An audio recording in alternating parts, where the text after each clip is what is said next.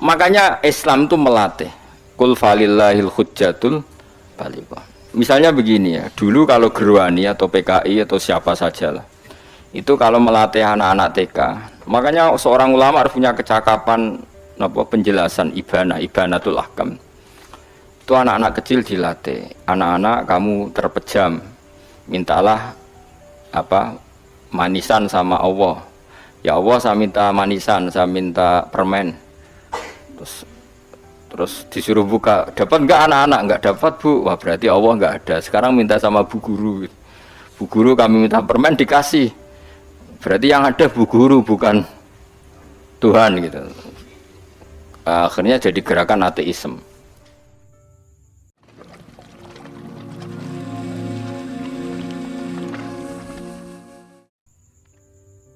Suwargo dicipta sedemikian mewah ya demi yang menerima la ilaha illallah. Terus neraka dibikin se ekstrim itu juga bagi yang nolak.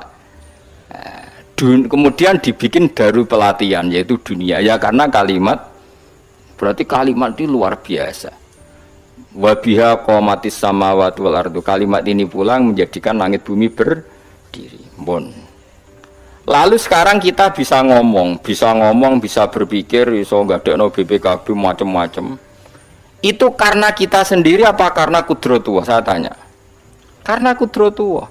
Kalau karena kudratullah, apa susahnya Allah bikin kemampuan tanah ini nangis, tanah ini susah. Wong podo-podo kowe iso nangis, iso mikir ya mergo kudratullah, ndak karena kamu. Harusnya ya sama, bumi-bumi ini bisa menangis juga karena kudratullah. Makanya bumi ini menangis ketika enggak ada orang yang sujud. Iku ya mungkin. Wong zaman kowe iso nangis ya krana kudratullah, mestine bumi yang kamu katakan benda mati, hakikatnya dengan kudratullah juga sama dengan kita. Mulane tenggene kitab Al-Husunul Hamidiyah, kula ngrasa utang tenan mbek kitab niku. Dulu saya ngaji 2 tahun kitab Al-Husun. Kitabnya kecil tapi saya ngaji itu 2 tahun. Berkali-kali saya ulang. Itu beliau cerita gini. Dia yang ngarang itu orang alim, kebetulan dia orang India. Memang kelebihannya kitab dikarang orang Arab itu luweh bulat. Wong Arab kan semuanya Islam, karangannya itu standar. Ini dikarang orang India. Di Tonggo Blodor, di masjidnya, dikarang ulama yang masyarakatnya itu ndak karu-karuan. Beliau cerita itu gini. Manusia itu punya satu kebodohan, di mana kebodohan itu disebabkan oleh robtul asbab al-adiyah, mengkaitkan sebab sing biasa-biasa. Misalnya gini, sama saya tak omongi, misalnya ada orang bilang gini, batu ini nanti itu menjadi ayam. Orang bilang mukhal apa enggak? Enggak, jawab saja mukhal. Kenapa bilang mukhal? Karena dikira enggak bisa kan? Enggak, jawab saja, jawab satu-satu. Batu ini menjadi ayam, kamu jawab mukhal. Alasannya apa? Alasannya enggak mungkin terjadi, apa kamu enggak bisa? Sebetulnya karena kamu udah bisa. Udah. Kalau dekne nyontokno mbah tau ning Indonesia ben nyontokne ku kaya klungsu lah. Anak apa biji asem nak ngene derene. Klungsu ya. Lau ukhbira dzakar rajul. Andai kan orang itu kamu kasih tahu, klungsu ini biji asem itu, biji pohon asem itu. Nanti yang kecil ini suatu saat besar. Setelah besar buahnya banyak, tambah besar, tambah besar. Terus orang bilang mungkin. Ketika bilang mungkin itu karena dia bisa, apa hanya karena menyaksikan berkali-kali ada kejadian nak klungsu ditandur, iku iso dadi gede. Coba sama jawab. Karena dia bisa, apa karena hanya menyaksikan itu sering terjadi? Hanya menyaksikan. Artinya zaman dia mengatakan mungkin itu pun tidak memberi kontribusi ikut buat. Ya enggak? Tetap bergantung kudrohnya Allah. Dia hanya bilang mungkin karena sering melihat. Sebenarnya dia enggak sama sekali memberi kontribusi. Lah ya darani mungkin ya ora urun. Paham ya? Lalu kenapa dia kecangkeman terus muni wong wis mati dadi lemah gak mungkin dadi manusa meneh.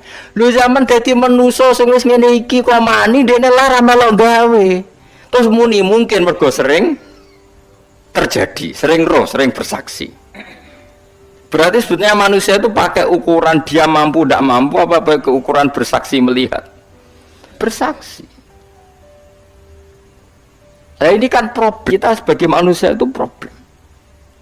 Mulane disebut wa kanal insanu dzaluman jahula wis goblok aja. Mergo manusia iku nek wis goblok aja. Makanya saya kemarin diminta ngisi di pondok kajen. Kalau sampean berdebat sama orang ateis atau orang komunis itu gampang saja. Dilatih begini seperti teorinya Quran.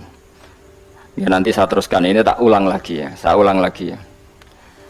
Andai kan nggak pernah terjadi telur itu jadi ayam, nggak pernah terjadi sama sekali. Telur itu jadi ayam. Terus kamu mengasih tahu orang tadi, telur ini loh nanti jadi hewan yang hidup terus terbang. Mesti dia bilang muhal. Mau benda mati kok nanti jadi benda hidup yang terbang ngalor ngidul. Berhubung sering terjadi dan dia pun tidak ikut bikin, bilang mungkin. Paham ya?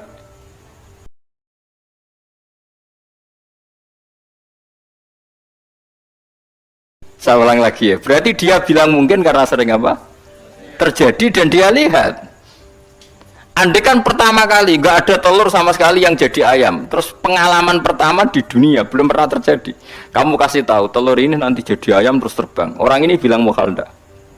Muhal. Berhubung sering terjadi bilang ndak? Nah berarti kita nanti bangkit dari kubur gampang saja bagi Allah. Cuma belum pernah terjadi kamu mengatakan muhal. Nah makanya otak kita harus dibenahi. Kalian jogeman percaya ambek yang pernah kita lihat, yang sering kita lihat. Percayalah dengan akal, tapi akal waras tuh. Karena waras itu serepot tatanannya wangil. Makanya Islam itu melatih. Kul falillahil hujjatul balighah. Misalnya begini ya, dulu kalau Gerwani atau PKI atau siapa sajalah, itu kalau melatih anak-anak TK, makanya seorang ulama harus punya kecakapan penjelasan ibanatul ahkam. Itu anak-anak kecil dilatih. Anak-anak kamu terpejam, mintalah manisan sama Allah. Ya Allah saya minta manisan, saya minta permen. Terus disuruh buka, dapat enggak anak-anak? Enggak dapat bu. Wah berarti Allah enggak ada. Sekarang minta sama bu guru. Bu guru kami minta permen dikasih. Berarti yang ada bu guru bukan Tuhan gitu. Akhirnya jadi gerakan ateisme. Nah sebetulnya untuk melawan gerakan itu kita harus melatih begini, misalnya gini. Saya itu pernah ketemu sama orang yang berpikiran komunis. Oh komunis juga. Dia nantang saya gini, Pak, pokoknya saya tidak bisa nerima konsep Tuhan sebelum Anda bisa menjelaskan kenapa ada Tuhan. Jadi pucuk kok elek ini. Nah, aku ngerti aja. Sak cerdas ini tetap cerdas aku yakin tetap cerdas aku. Rasanya selain raine seram meyakinkan, tapi pikir harus tetap cerdas. Kalau itu kan wong Quran gitu, artinya punya pikiran panjang. Mungkin di antara orang Islam kita ini tidak punya kecakapan menjelaskan. Tapi kalau orang sering baca Quran, apalagi dia ngaji tafsir ya, yang waras maksudnya waras lah. Terus rapati seneng duit, barang ini penting ya. Kalau seneng duit, wis mari goblok. Yakin ulama seneng duit, mari goblok, tak jamin wis. Umpama alim wis kelas B, kelas C gak bisa, tahqiq gak bisa. Kalau tahu dikandani kanca kula riyen ambek jenengan udah-udi saya kaca akeh. Lah kenapa? Cok seneng duwe kula. Duwe wis masalah bagi ulama. Ora duwe luwih masalah kan ya. Maksudnya ora usah seneng tapi aja terus gak duwe. Sekarang saya tanya, Quran tuh melatih kita gini. Quran itu sederhana kalau ngelatih tauhid, tapi orang pasti ingat. Kata Allah gini, enggak apa-apa saya ndak Tuhan, enggak apa-apa. Kamu yang Tuhan. Tapi buktikan kalau kamu Tuhan, caranya gimana? Am khalaqus samawati wal ardi. Ya enggak apa-apa, kamu yang Tuhan enggak apa-apa, tapi buktikan kalau kamu menciptakan langit bumi. Mereka pasti ikrar, ya enggak mungkin saya menciptakan bumi, yang saya lahir sudah ada bumi. Yesus lahir sudah ada bumi, enggak mungkin Tuhan. Terus Tuhan membuat pertanyaan kedua, am khuliqu min ghairi syai'in. Ya sudah. Kalau saya tidak Tuhan, lalu nggak ada Tuhan, berarti alam raya ini tercipta oleh sesuatu yang nggak ada. Aneh nggak? Misalnya sebelum alam raya ini nggak ada Tuhan. Berarti sebelum alam raya ini kan adanya nihilisme, sesuatu yang nggak ada. Kemudian sesuatu yang enggak ada menjadi penyebab sesuatu yang ada. Aneh gak? Luwe aneh. Sesuatu yang enggak ada itu mestinya kan enggak bisa ngelabeti, enggak bisa berfungsi, enggak bisa ada gunanya. Oh jenenge ra ono iku ya ora marai apa-apa. Ora ono kok dadi sebab. Sesuatu yang menjadi sebab itu yang wujud apa yang enggak ada? Yang wujud. Sak takok. Lah kalau enggak ada Tuhan berarti alam raya ini lalu sebabnya apa? Ya dari ketiadaan, lalu tiada itu menjadi sebab. Yang tiada kok jadi sebab, tekem lho. Mikir.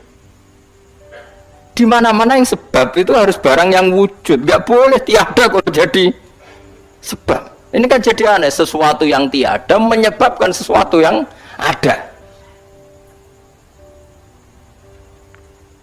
Terus dia bilang, ya pokoknya ronde ini kalah, tahu nggak mana pikir aja. Pikir nganti mati temenang aku Makanya sebetulnya dalam ilmu mantek pertama itu kita ndak harus iman Tuhan itu namanya Allah, ndak harus. Makanya pertama dikenalkan, sementing kenal Tuhan itu ada dulu, disebut zat sing wajibil wujud, belum disebut namanya Allah. Allah itu disebut nama Islam, itu paham ya?